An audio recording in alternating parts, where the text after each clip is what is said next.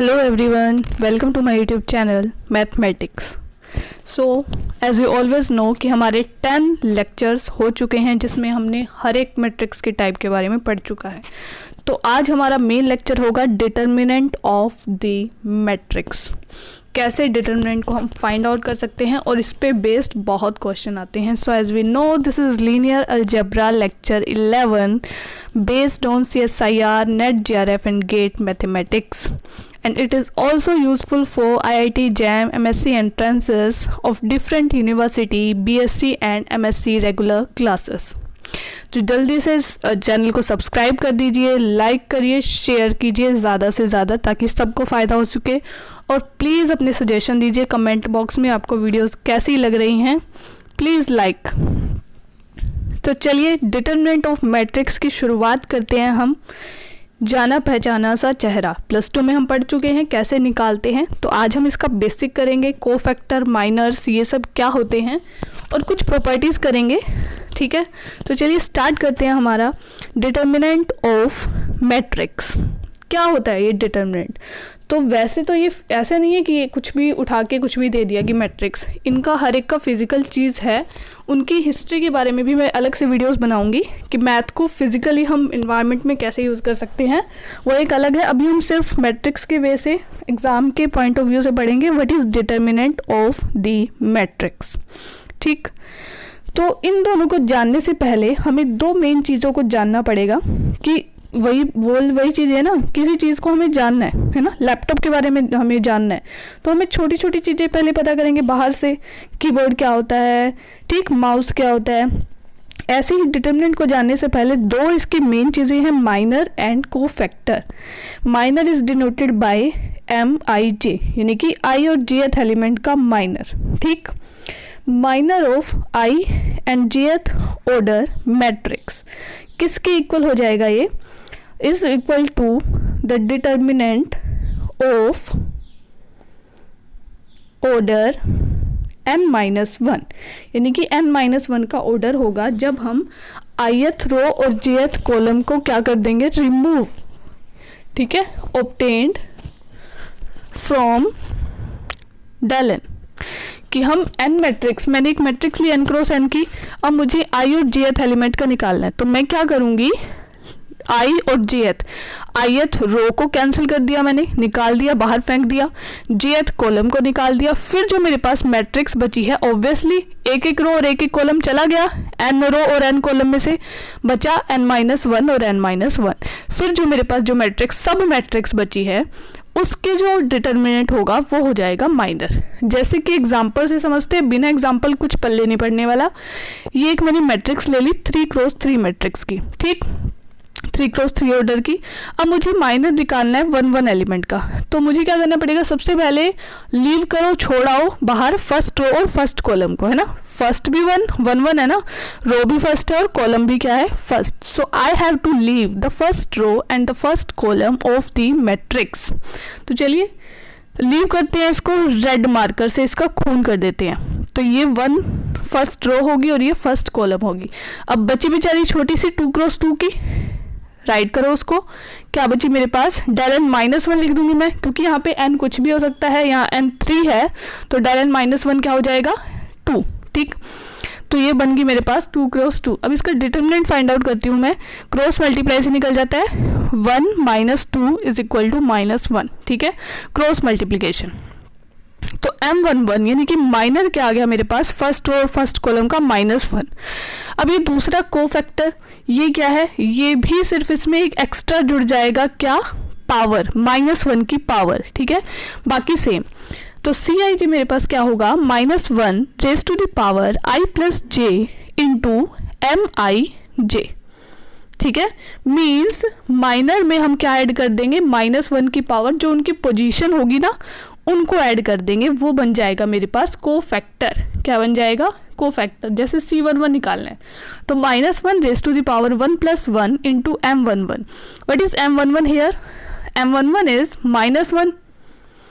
So put the value of M11 and -1 का square तो 1। सो cofactor भी मेरे पास आ गया -1 and the minor is also -1।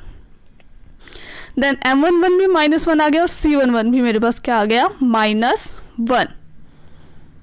So they may be different by a sign. अगर by chance मान लो कुछ और होता, 1 + 2 होता, मतलब माइनर और कोफैक्टर में सिर्फ और सिर्फ एक साइन का डिफरेंस होगा. ठीक है, किसका डिफरेंस होगा, सिर्फ साइन का, कि -1 की पावर समथिंग ऐड हो जाएगी ना, नेगेटिव पॉजिटिव, सिर्फ इस चीज़ का डिफरेंस होगा, बाकी न्यूमेरिकल वाइज वो सेम होंगे. ओके, इरेज कर लेते हैं अब इसको. अब मुझे जैसे मैंने 1 का तो निकाल लिया, नाउ मैं आपको बताती हूँ कि अगर 1 2 एलिमेंट का निकालना हो और किसी एलिमेंट का निकालना हो तो हम कैसे फाइंड आउट करते हैं उसको. तो चलिए, अब 3 × 3 मैट्रिक्स है ये. Now I have to find the element 1 2. तो इस खून को भी, इसको वापस लाना पड़ेगा बेचारों को, जिसको हमने धक्के मार के निकाला है, क्योंकि अब हम किसी और को ही धक्के मारेंगे. देखते हैं कौन सा एलिमेंट निकालते हैं. कौन सा निकाले, 1 2 निकालते हैं. ठीक है, M12 यानी कि माइनर निकालना है मुझे फर्स्ट रो और सेकंड कॉलम का. अब मुझे किसका खून करना पड़ेगा, फर्स्ट रो और सेकंड कॉलम. किसे लीव करना पड़ेगा मुझे, first row and second column को. ओके, सो कर लीजिए, इसको डिफ्रेंशिएट करते हैं फिर से रेड मार्कर से. This is the first row and this one, the middle row is the second column. अब रिमूव करके मेरे पास कौन कौन से नंबर बचे उसकी मैट्रिक्स बना दो. पोजीशन नहीं चेंज कर सकते, कहीं उठा पटक कर दो इनकी, नहीं, जो जहाँ है वही रहेगा. 0 1 1 1. ठीक, इसका अब क्या हो जाएगा मेरे पास, 0 1 क्रॉस मल्टीप्लिकेशन करो, 1 0 हो जाएगा, -1. तो M12 की वैल्यू मेरे पास आ गई -1. Now I have to find the value of cofactor of 1 2. कुछ नहीं होगा, सिर्फ -1 की पावर 1 + 2 ऐड हो जाएगी. अब -1 की पावर ओड क्या होती है, -1 मल्टीप्लाई -1 इज इक्वल्स टू 1. ये चीज़ आ गई मेरे पास. तो यहाँ पे कोफैक्टर और जो माइनर है उसमें किसका है, नेगेटिव साइन का डिफरेंस है. ठीक, ये चीज़ हो सकती है. अब हम निकालते हैं हमारा मेन जो है, determinant of the matrix is obtain along any row और column and it is equal to the sum of the product of element in any row and their corresponding cofactor. Cofactor अभी सीखे हमने निकालना. अब cofactor अगर minor नहीं आता तो कोफैक्टर नहीं आता, कोफैक्टर नहीं आता तो डिटर्मिनेंट नहीं आता. ठीक है, हम एक्सपेंड करेंगे इसको, सिंपल लैंग्वेज भी कुछ नहीं लिख रखा है इसमें. एक रो उठा ली, उसके अकॉर्डिंग मैं क्या करूंगी. ठीक है, तो चलिए मैं एक एग्जांपल करके आपको दिखा देती हूँ. ठीक है, ये चीज़ें आपने +2 ने कर रखी है, आई नो दैट, बट वही चीज़ें हैं, रिवाइज करने से पहले एक्स्ट्रा जिस बच्चों को नहीं आती है वो देख लो, समझ लो, अगर आती है तो रिवाइज कर लो. तो जैसे ये 2 × 2 की मैट्रिक्स ले ली मैंने, ABCD सिंपल है, 2 × 2 का बिल्कुल ईजी, क्रॉस मल्टीप्लिकेशन कर दो. ठीक है, AD - BC क्या हो जाएगा, इसका डिटर्मिनेंट हो जाएगा 2 × 2. इट इज़ वेरी सिंपल, बहुत ज़्यादा सिंपल है. अब हम बात करते हैं 3 × 3 की. ठीक है, कि जब 2 से ज़्यादा आ जाए, 3 × 3 हो या 4 × 4. और हाँ, जो डिटर्मिनेंट होगा वो हम क्या है, सिर्फ स्क्वायर मैट्रिक्स का निकाल सकते हैं, क्योंकि इक्वल नंबर ऑफ रो और इक्वल नंबर ऑफ कॉलम्स होनी चाहिए, है ना, तभी हम उसको रिमूव करके उसका डिटर्मिनेंट निकालेंगे. तो अब हम बात करते हैं, ये मैट्रिक्स ले ली मैंने 3 × 3 की. तो एक्सपेंड करेंगे इसको, हम किसी भी रो के अकॉर्डिंग एक्सपेंड कर सकते हैं ना. जिस रो के अकॉर्डिंग करेंगे फिर उसी का कोफैक्टर लेना पड़ेगा और उसी का वो एलिमेंट लेना पड़ेगा और उनको मल्टीप्लाई करके समीशन करना है. अब मैं इसको किसके अकॉर्डिंग करती हूँ, फर्स्ट रो के अकॉर्डिंग कर लेती हूँ. आप किसी के भी कर सकते हो, फर्स्ट रो ले सकते हो, first column, second row, second column, third row, third column, कुछ भी, कोई भी रो उठा के उसके अकॉर्डिंग एक्सपेंड कर दो. मैंने फर्स्ट उठाई है यहाँ, पहली चीज़. ठीक है, क्यों नीचे जाना ज़्यादा. तो फर्स्ट मैंने एलिमेंट ले लिया, फिर मैंने क्या किया, कोफैक्टर उठाना है ना मुझे इसका. 1 मिनट, पहले फॉर्मूला राइट कर देते हैं एंड उसके अकॉर्डिंग स्टेप बाय स्टेप हम चलते जाएंगे. A11 first element and then उसका कोफैक्टर, मल्टीप्लिकेशन में हो गया कोफैक्टर. नेक्स्ट इज A12 सिर्फ फर्स्ट रो के element, multiply C12 plus A13 multiply C13. ठीक है, ये चीज़ें हो गई मेरे पास, यानी कि जो एलिमेंट उठाया है मैंने उसी का क्या करूँगी मैं, कोफैक्टर लूँगी. अब मैंने A11 हो गया 1, अब C11 को फैक्टर यानी कि पहले -1 की पावर जो पोजीशन है हो जाएगी, फिर माइनर निकालना है। माइनर का मतलब फर्स्ट और फर्स्ट कॉलम को बाहर निकाल के जो मैट्रिक्स बचेगी उसका डिटर्मिनेंट, तो ये मैट्रिक्स बच गई। नेक्स्ट है मेरे पास, अब A12 उठाऊंगी मैं, ये वाला element 1 into next -1 raise to the power 1 + 2, क्योंकि यही पोजीशन है उसकी 1 2, फिर फर्स्ट रो और सेकंड कॉलम को रिमूव करके जो मैट्रिक्स बचेगी मेरे पास उसका डिटर्मिनेंट, वो क्या होता है, माइनर होती है। तो रिमूव कर दो first row and second column, so matrix बची 2 0 1 2। और हाँ, पोजीशन ही चेंज कर सकते तुम, कहीं उठापटक करके इसको कहीं पे भी कुछ भी लिख दो, पोजीशन सेम रहेगी 2 0 and 1 2 plus, and the last is A13 into C13। अब ये 2 आ गया, multiply -1 raise to the power 1 + 3 into इसका कोफैक्टर हो गया माइनर। अब मेरे पास कौन सी मैट्रिक्स बची है यहाँ पर, ये बन गई मेरे पास 1 2 एंड 1 2, फर्स्ट और थर्ड कॉलम। एक मिनट, हमने फर्स्ट निकाल दी, फर्स्ट और थर्ड कॉलम रिमूव करनी पड़ेगी। अब जो मैट्रिक्स बची 2 0 1 2 राइट कर दो और इसका डिटर्मिनेंट फाइंड आउट कर दो 2 0 1 2। ये मॉडुलस में करते हैं, ठीक है, मैट्रिक्स में हम पूरा क्लोज कर देते हैं उसको, ठीक, और इसमें हम क्या करते हैं, सिर्फ मोड फंक्शन जैसे होता है ना वो चीज़। करो क्रॉस मल्टीप्लिकेशन, 2 - 2, ये तो आ गया 0 ही आ गया बेचारे का, plus -1 raise to the power odd power -1 हो जाएगा। अब इसका डिटर्मिनेंट निकालो, 2 2 = 4 -0, तो ये तो 4 ही बन जाएगा, 4 - 0 प्लस 2 इंटू अब -1 रेज़ टू द पावर 3 + 1 4 आ गई, 1 ही बन जाएगा, 2 2 = 4 -0 अगेन 4 -0। Okay done. अब यहाँ 0 आ गया, -4 + 8 मल्टीप्लाई कर दी मैंने, सो डिटर्मिनेंट मेरे पास क्या निकल के आया, यहाँ पे 4 निकल के आया, ठीक है। जिसको नहीं आता होगा वो आ गया उसको डिटर्मिनेंट निकालना, और जिसको आता होगा उसकी रिवीजन हो गई। ओके, हमने डिटर्मिनेंट निकालना सीख लिया। अब हम उसकी कुछ प्रॉपर्टीज़ के बारे में पढ़ेंगे।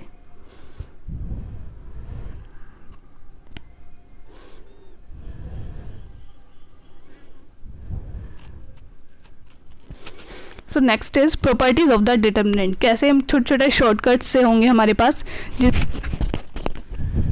ठीक है। तो सबसे पहले ये फर्स्ट मेरे पास प्रॉपर्टी है, if any times of any row is added to another row, ठीक है, कि अगर मैं किसी रो को मान लिया जैसे फर्स्ट रो है R1 को मैं 2R2 कर दूँ, ठीक है, R1 + 2R2, जो डिटर्मिनेंट होगा उसमें कोई बदलाव नहीं होगा। अगर मैं 2 रोज़ को ऐड कर दूँ या उसमें कुछ मल्टीप्लाई करके ऐड कर दूँ, जैसे कि एग्जांपल लेके दिखा देती हूँ मैं आपको, A B C and D, ये मैंने 2 × 2 की एक मैट्रिक्स उठा ली। अब मैंने क्या किया, इसका फर्स्ट रो पे मैंने ऑपरेशन अप्लाई किया कि R1 को मैंने क्या बना दिया, R1 + KR2 की मैंने सेकंड रो ऐड कर दी और साथ में सेकंड रो को K से मल्टीप्लाई कर दिया, ठीक है। तो देखते हैं अब इसके क्या डिटर्मिनेंट में कोई चेंज आता है। A को कर दिया मैंने A + KC, B + KD, ठीक है, सेकंड रो ऐड कर दी और K से मल्टीप्लाई सेकंड रो को। अब डिटर्मिनेंट देखते हैं इन दोनों का सेम आता है क्या, कुछ डिफरेंस होता है। So find out the difference. Determinant को मैं क्या करूँगी, फाइंड आउट करूँगी, क्या ये सेम रहेगा या फिर कुछ ना कुछ इसमें डिफरेंस होगा। तो चलिए फाइंड आउट करते हैं। इसका डिटर्मिनेंट हो जाएगा AD - BC, ये चीज़ आ गई मेरे पास।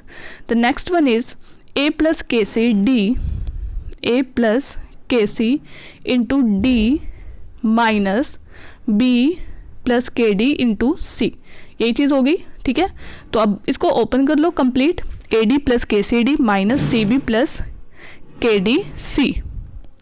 अब क्लियरली दिख रहा है ये CKD KCD मान लो, DKC कुछ भी मान लो, कैंसिल कर दो। 2 3 4 को मल्टीप्लाई करोगे, 4 3 2 को आएगा तो 12 ही आएगा, तो 12 ही। तो दोनों का जो डिटर्मिनेंट है मेरे पास वो क्या बन गया, AD - BC, यानी डिटर्मिनेंट के ऊपर कोई अफेक्ट नहीं पड़ा, कोई प्रभाव नहीं पड़ा, ये जैसा था बिल्कुल वैसा ही रहा, ठीक है। अगर हम किसी दूसरी रो को किसी में ऐड कर दे तो उस पर कोई भी अफेक्ट नहीं पड़ेगा डिटर्मिनेंट पे। ओके, यही चीज़ थी पहली प्रॉपर्टी। अब हम चलते हैं सेकंड प्रॉपर्टीज़ की तरफ। इफ़ एनी टू रोज और कॉलम, दो रोज या फिर दो column of A determinant is interchange, interchange का मतलब बदल दो, ठीक है, कि R1 को मान लो R2 में बदल दिया, R2 को R1 में। जैसे कि एक एग्जांपल ले लिया मैंने, ए मैट्रिक्स ले ली, दो ही हैं, इंटरचेंज कर दिया मैंने, ये इंटरचेंज का साइन होता है यहाँ पे। R1 को R2 बना दो, R2 को R1 है, होता है ना बदलाव, बदल दो बिल्कुल उल्टा। गीता को सीता बना दो और सीता को गीता बना दिया। सो CD और AB, सेकंड रो को फर्स्ट बना दिया, फर्स्ट को सेकंड। अब देखो डिटर्मिनेंट में कुछ इफेक्ट पड़ा, यहाँ पे AD माइनस BC आया और इसका बन जाएगा CB माइनस AD। अब अगर मैं नेगेटिव कॉमन लूँ इसमें तो ये क्या बन गया माइनस, तो ये क्या बन जाएगा माइनस AD माइनस BC। तो देखो कितना डिफरेंस आया सिर्फ और सिर्फ एक नेगेटिव साइन का। यानी कि अगर मैं इंटरचेंज करती हूँ दो रोज या फिर दो कॉलम्स को ही, ऐसे कॉलम्स को भी कर सकती हूँ मैं, तो उनके डिटर्मिनेंट में कितना डिफरेंस होगा -1 का, ठीक है, एक नेगेटिव साइन करेगा अगर मैं दो रोज को आपस में इंटरचेंज कर रही हूँ सिर्फ एक बार, ठीक है।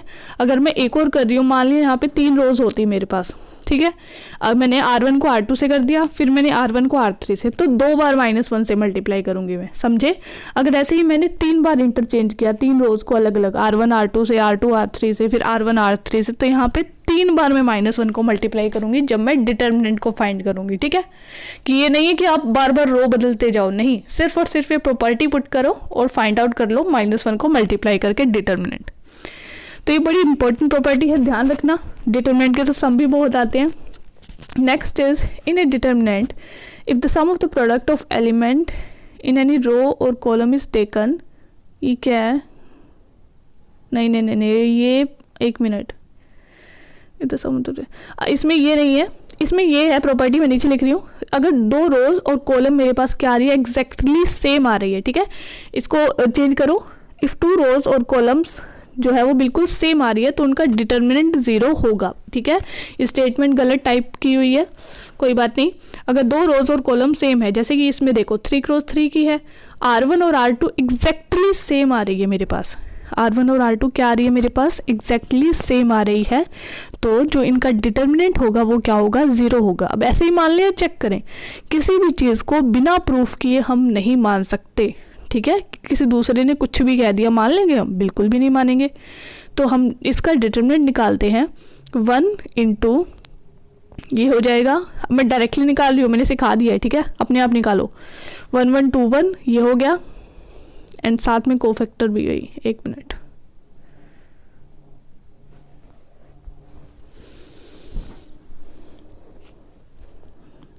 -1 की पावर भी करेंगे हम साथ में, ठीक है। पहले में -1 की पावर 1 + 1 था, इसलिए वो 2 बन गया, A11 इंटू C11।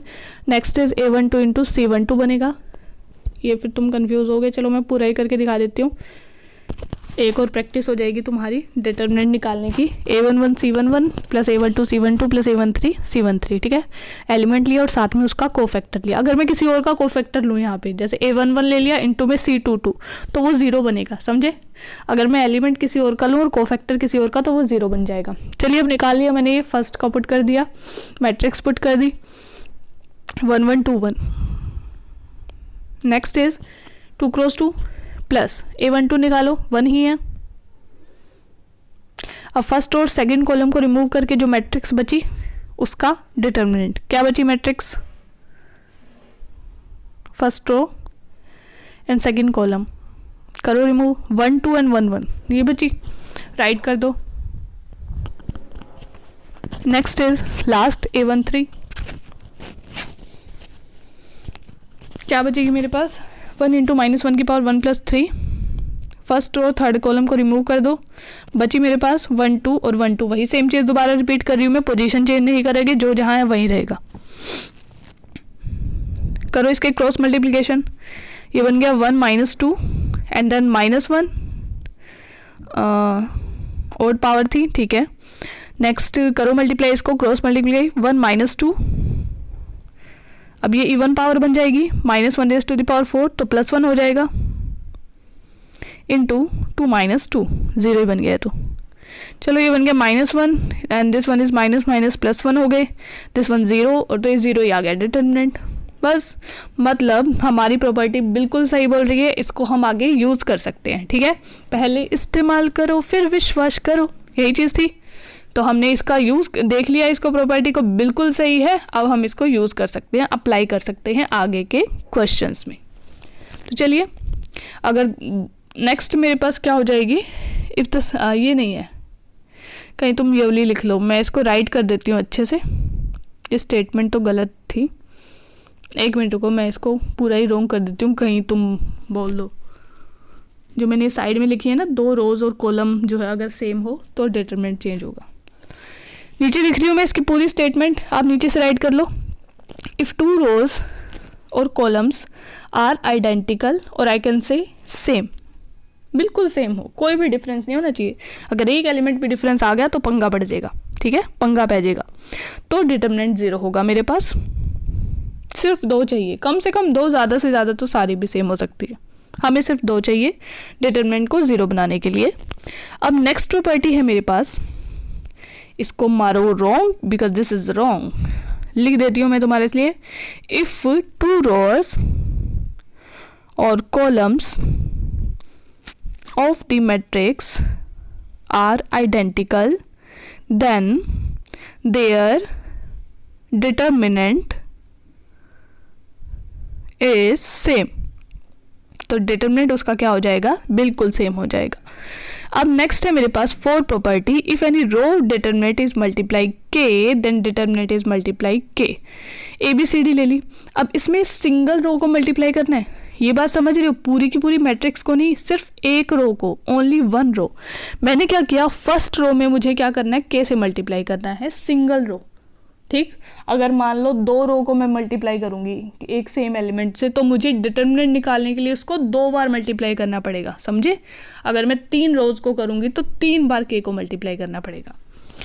जैसे कि अब सिर्फ फर्स्ट रो को मल्टीप्लाई किया है मैंने, KA KB C and D, देखते हैं क्या सही बोल रहा है ये। फर्स्ट का डिटरमिनेंट हो गया AD माइनस BC, और इसका हो गया मेरे पास KAD माइनस KBC। के को लिया कॉमन, AD माइनस BC बन गया। अब देखो सिर्फ और सिर्फ के का ही डिफरेंस है दोनों में, समझे। तो बिल्कुल ये प्रॉपर्टी क्या है, सही है, करेक्ट है, कि अगर हम किसी रो को मल्टीप्लाई करते हैं के से, एक रो को, ओनली 1 रो को, या फिर 1 कॉलम को, सिर्फ एक, तो फिर जो है डिटरमिनेंट को के से मल्टीप्लाई करेंगे। अगर 2 रोज या 2 कॉलम्स को कर रहे हैं तो फिर हम क्या करेंगे, 2 को इससे, ऐसे नहीं कि 1 रो को कर दिया 1 कॉलम को कर दिया, नहीं। चलिए नेक्स्ट, अब हम क्या करते हैं, एक अच्छी सी मैट्रिक्स है मेरे पास, वैन डर मॉन मैट्रिक्स या फिर डिटरमिनेंट। ठीक है, इसका बड़ा सिंपल सा मेथड होता है इसको चेक करने का कि इसकी वैल्यू नॉन ज़ीरो होगी या फिर 0 होगी। ठीक, तो इसमें क्या होती है, जो रोज होती है मैट्रिक्स की, वो क्या है, GP फॉर्म में होती है। आपने इस टाइप की मैट्रिक्स पढ़ी है, 1 1 1 x y z x square y square z square, और इसका डिटरमिनेंट हो जाएगा x minus y, y minus z और z माइनस एक्स। बस इसी टाइप की मैट्रिक्स होती है ये। ठीक है, इसमें जो रोज होती हैं वो कैसी होती है, GP में होती है, जैसे 1 x1 square x2 square and so on to this. ठीक है, n तक चल जा सकती हैं, लेकिन मैंने सिर्फ क्यूब तक लिए, 4x4 की बनाती हूँ मैट्रिक्स। ऐसे ही x3 ले लिया मैंने, क्लियरली दिख ही रही है, GP में है। इसका जो कॉमन रेशियो होगी वो x1 होगी, सेकेंड रो की कॉमन रेशियो x2, थर्ड की x3 एंड फोर्थ की x4।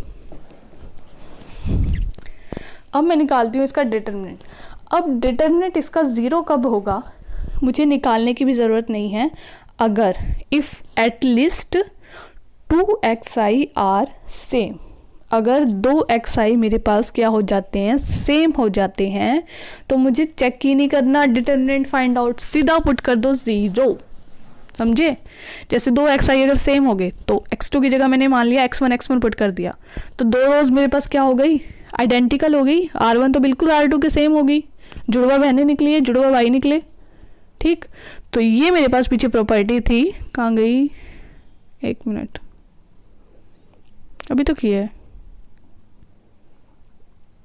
अच्छा ये मैंने राइट कर रखी है। ठीक है, ये रही थर्ड प्रॉपर्टी जो राइट की हुई है, if 2 rows and columns are identical then their determinant is same. यही सेम चीज मैंने उसमें अप्लाई करी है, देखो